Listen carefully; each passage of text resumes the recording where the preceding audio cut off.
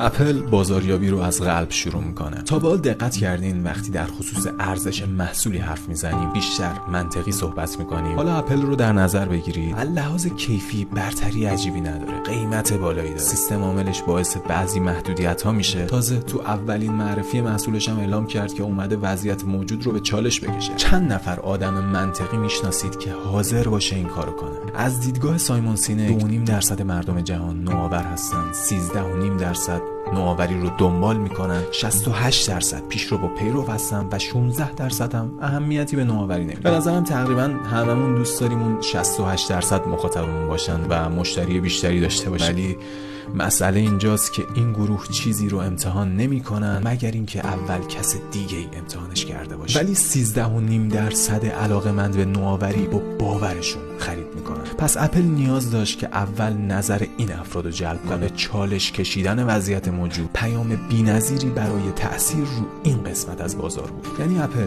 علایق مخاطبش رو شناسایی کرد، بعد یه پیام عالی بهش رسوند. به هر حال برندهای نوآور دیگه‌ای هم اومدن ولی نتونستن پیامشون رو برسونن و به ناچار رفتن. انتظار این افراد رو برآورده کرد و در نهایت با همراهیشون قسمت‌های دیگه‌ای از بازار هم گرفت. میدونید اگه از یه طرفدار اپل بپرسید که چرا این برند رو انتخاب کردی، بهتون نمیگه من طرفدار خلاقیت هستم. اصلا تجزیه و تحلیل این موضوع تو قسمت منطقی و زبانی مغز انجام نمیشه. ولی